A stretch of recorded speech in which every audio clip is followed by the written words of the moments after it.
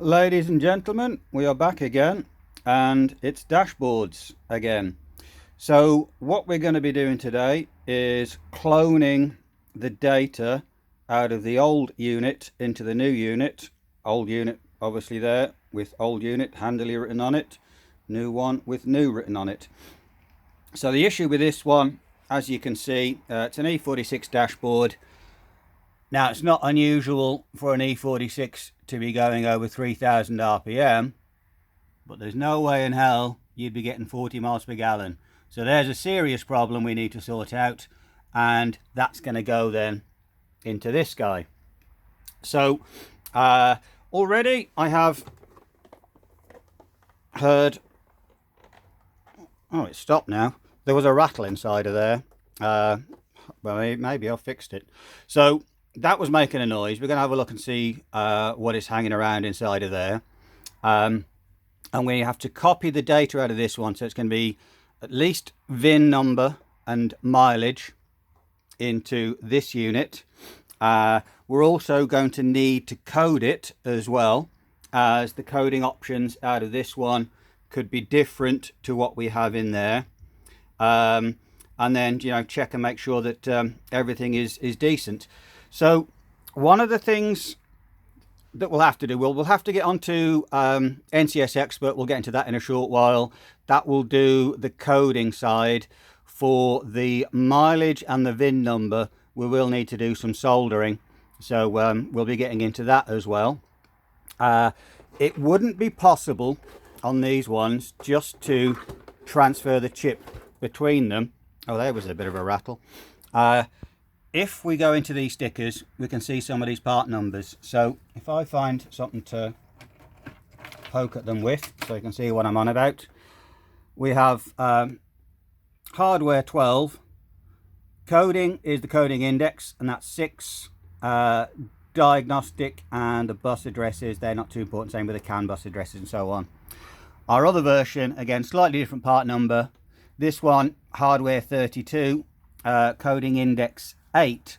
So they're going to have different software inside, so you wouldn't just be able to pull the chip out of one, stick him into the other. Sometimes you might be able to, if you find one where the coding index and the hardware versions are the same, you might get away with it. But this one here, we're going to have to kind of start from scratch, copy our coding and options out of our old dash, stick them into the new one, then open up the new one, sort the mileage out, sort the VIN out, and then it should all plug in, ready to go. Well, it looks like we're not going to be reading the coding out of it, as he is pretty much dead.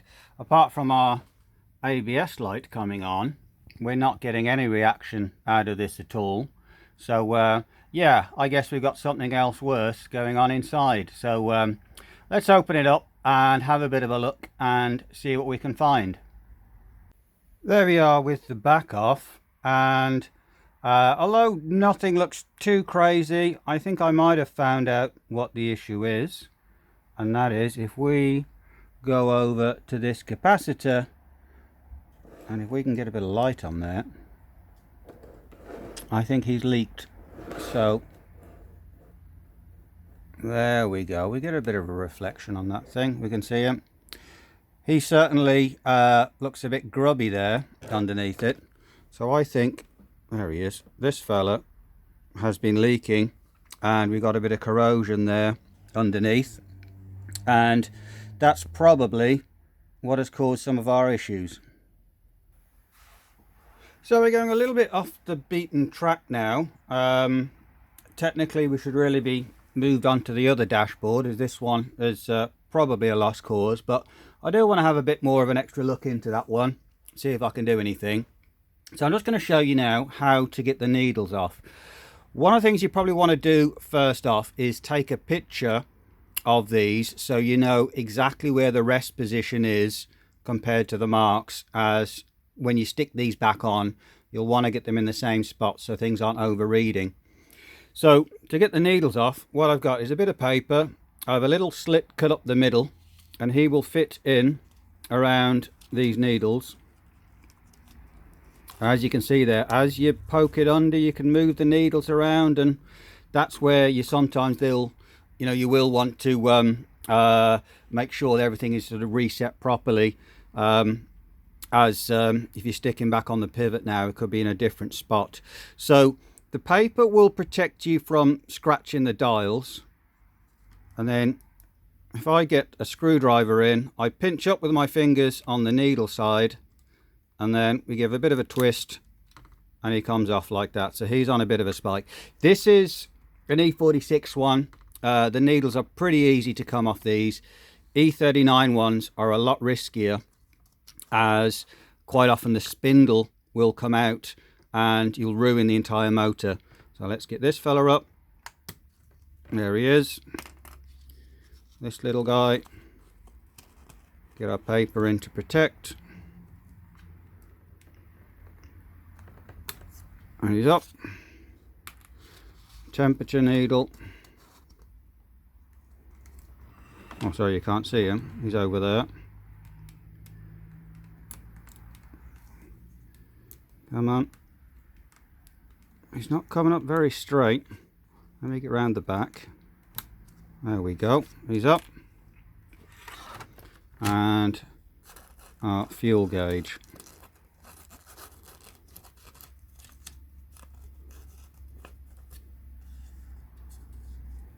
Pinch on the needle. Bit of a twist and he's up. So that will get our dial faces off. So now what I'll do is I'll open up a little bit further. I've got them separated now. What you need to do is these metal clips around our mileage window, and this one here, which is the gear indicator, they will poke through, so we'll need to push back a couple of tabs here, and then this whole front panel will come off the top. Sorry, he will be facing that way, and that's how you get into LEDs. If anybody's doing the LED swaps to change the colors of your dashboard, these are the LEDs you'll be getting into. There's various ones around there for different things. So we have the capacitor off now. A little bit of leakage did come through onto this side, and he is just there where my screwdriver is. That one is still continuous, that trace hasn't gone through. When we flip him over to this side, then yeah, you can see a lot more damage underneath in that area, whereas there's our capacitor that come out, and you can see little bits of liquid on the bottom there. So this fella would have been leaking, and the electrolyte there would have caused a bit of an issue there. So I'm going to give that a bit of a clean up. I'm going to have a look at these traces and see what they're doing. Well, as suspected, there's our capacitor that isn't capacitating, and we have two traces that aren't tracing. So one of them that runs across here, he's gone, and also this one that comes down and off over there. Both of these are broken. So what I'm going to do is I'm going to stick that into a different video where I'm going to do a trace repair on those ones, and we'll see what happens. And I'm going to move on now to our original task, which is to do our mileage and VIN numbers, and we'll look at the coding for our other dashboard. So there's our new dashboard, and when we power him up, that's what we should get. A bit of a buzz, which is the needles resetting, and then it's just got to spring itself into life, and we can then see like our mileage as well and our other bits and pieces. So we know this one's good, we know it's alive. So now we're going to take this apart, get into the chips, and get on with the rest of the task. Just opening up the other dashboard now, and yeah, there's something here which I'd probably want to show you if you're taking one of these apart, as it's a common mistake to make and you can cause some issues. So you want to pull up this little card, which is the mask for all of your various different warning lights and so on. He will just pull up, honestly. Come on. There we go. Right, and it's down to this little guy. So this is, I believe, the one that sets the time. And on this arm, you will see that tiny little leg there.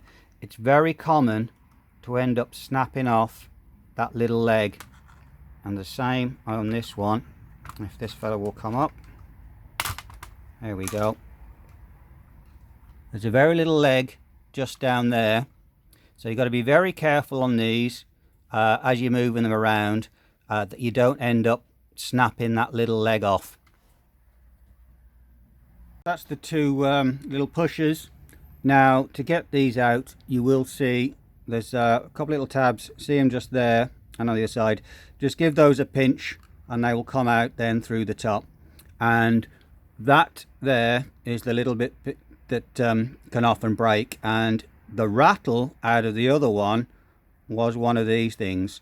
So very common to break, and then you can do your little twisting of these gadgets, but you can't push them in and reset the clock. So bit of a pain in the arse if you do snap them, as you're not really going to be able to buy these things anywhere. So again, be very careful on these things that you don't snap off them. Needles are off now and the board opened up. I've got my pictures of all the needle positions, so when I stick them back on I'll get in the right spot. And what we need to do now is get to our main chip where the mileage and the VIN number is stored, and that is this guy there in the middle, the 35080 chip. We see there he is just there. Now these do have some security on them. The point of them was so you weren't able to decrease the mileage, they would only count up. So we're going to need a specialized programmer to erase the mileage down, then set it to what we had, and that's it then. Get that and the VIN number done, soldering back on, and then we'll have a look and see how we're getting on. So we're going to remove the chip now. What I've done is I put some Captain tape around, which is the this kind of clear yellow tape that you see. Captain tape, you can get that from eBay, on Amazon or wherever. It's a heat resistant tape, so it won't melt or anything like that.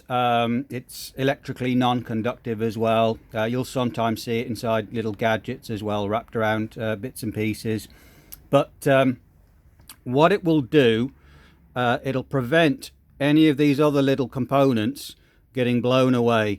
I don't always use it, but I decided I'll just put a bit on so you can see what to do with it, and why it could be a good idea. As when you're blown with a hot air, the last thing you want to do is heat up and melt the solder on one of these capacitors, launch it across the table. In some cases things can just shoot off and vanish and you don't even realize they've gone missing. So fire up the hot air station now, and we're going to get this chip off. So get a bit of heat into him first, wave him around, and let's see then when we get him molten and able to lift. There we go, and he's up. So I'm using the VVDI programmer. It's a handy programmer that does cover loads of different kind of microprocessors and EEPROMs and so on. We're not using our Skocket. We are using this M35080 adapter, and there's our chip in the top, and we've read the data out, and there we have it. So if I move him out of the way, our top two lines, if I can hold this steady and see what I'm looking at, this is the mileage. It's stored in these top two lines, this repeating pattern, and that's the bit that can't really count down. It can only count up. So hopefully this adapter should be able to erase that. So I've done a read, I've done a verify, we make sure we got everything stored there. So we're going to have a look in this in a hex editor as well, and we're going to sort out the mileage and the VIN number. So we're in a hex editor now.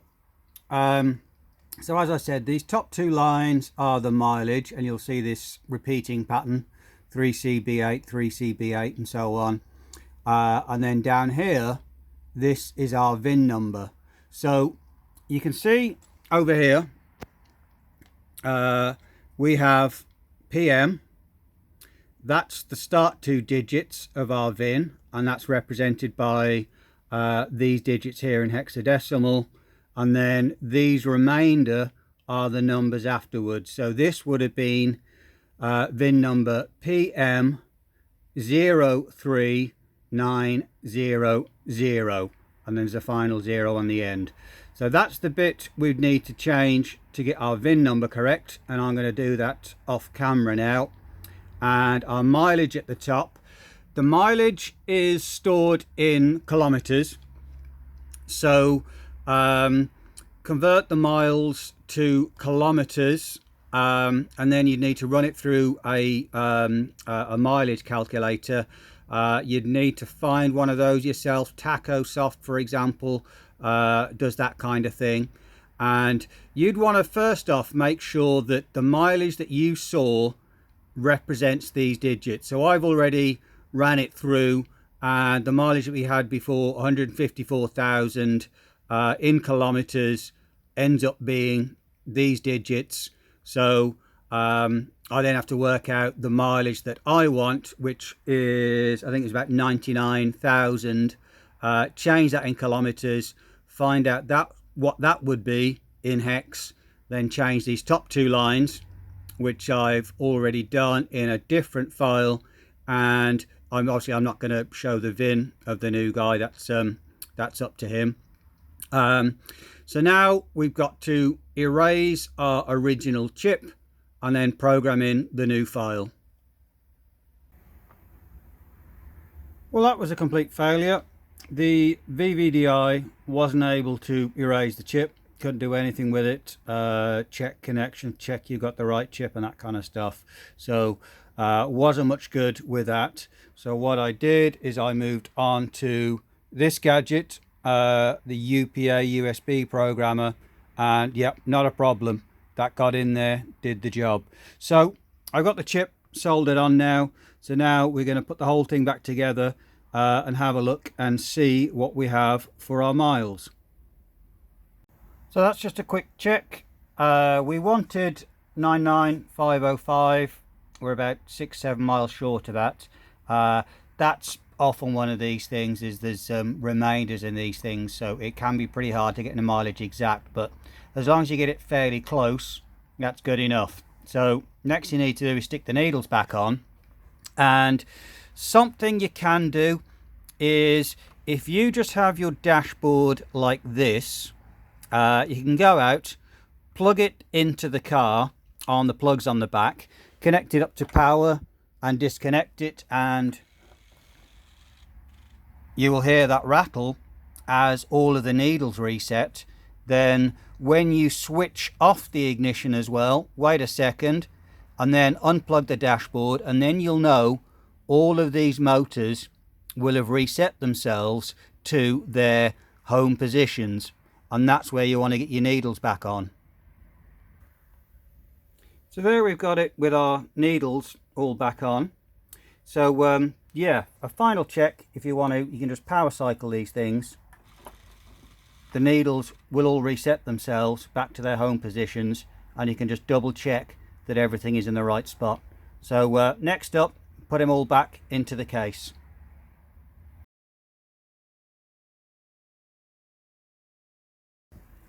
So I'm going to go for a repair on this one. We have the traces. This is one with our little dot next to it, and he's gone round here. And there's another one hiding there in the darkness. Another via just there with a dot, and this trace along here. He's gone around here. and he comes off over to this point over here. So what I'm going to do is going to put a little blob of solder on each one of these joints, and I'm going to run separate wires over and make those connections back again. So I've got the solder to stick. What I've done is I gave it a rub with a fiberglass pencil to take off the solder resist, so we get a bit of bare copper. Dab on a bit of solder, and we have a little solder blob there. Over here are our other two joints, and then our one there hiding in the back. And this purple stuff is the Kynar wire, or sometimes called mod wire. It's a very fine gauge solid core wire, often used for sort of I think you'll often see it on like Xbox mods and so on. And I'm going to rather than just replacing sections of the damaged trace, I'm just going to run a wire between the 2 points of where they were going to go, and we'll then give it a shot and see if it fires up. So I've got our purple wires in, which are jumping over the damaged traces. There's a capacitor.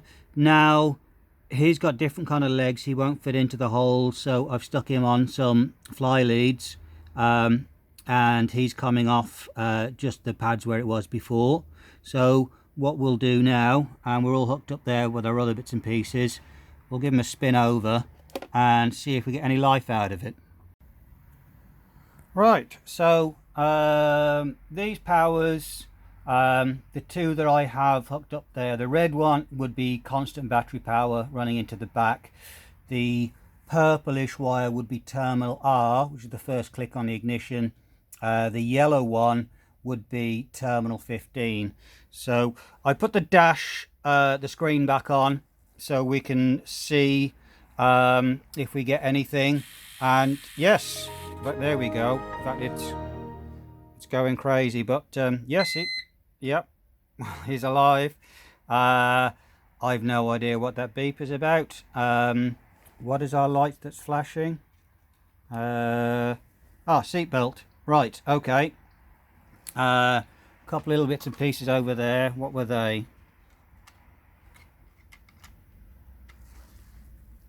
Washer fluid and radiator. So yeah, he is alive.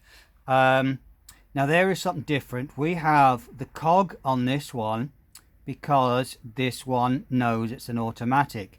The other one, I didn't see any warning lights on that, so I will have to check into that one, and we might have to look into coding. So next I'm going to see if we can extract the coding out of this and put that into our replacement. So I've hooked him up to the diagnostic line, and there we are with INPA. We are in. We're alive and we're talking. So we've got all our, in fact, there we go. That is our coding down there, our long coding trace. So what we'll do is we'll go in now with NCS Expert and see if we can read that and copy that. So we're in with NCS Expert. Luckily the dashboard is one of the modules that stores all the coding in, so it's one of the ones you can go into to get your details from. A lot of other modules, to use NCS Expert you need to identify the car first, so you do need a module that has the options in. So that would only be, I think, on an E46 EWS light module and the dashboard. So we've got our bits and pieces there. Now what I'm going to need to do is swap over onto our other dashboard without disturbing anything, and then write that vehicle order into the other dash. So that's the second dashboard plugged in. It does say old unit because I'm using the screen from the old one. The replacement had a little bit of a scratch in there, and that was the best glass. Now we do have screwed up data there on that display.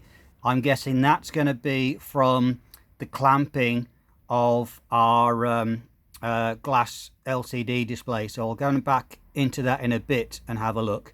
But now on, we're going to go and see if we can write our coding in. So we're going to go back, we're going to go to process and ECU, A combi, and change job FA right, execute the job.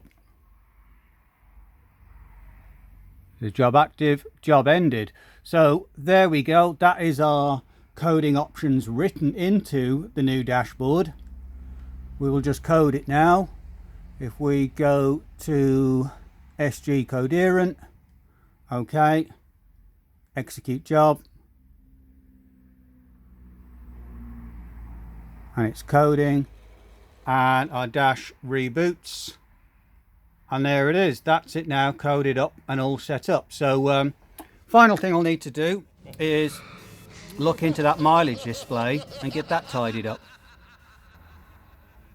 Right, and we're back. So that was just a press down on this metal bezel.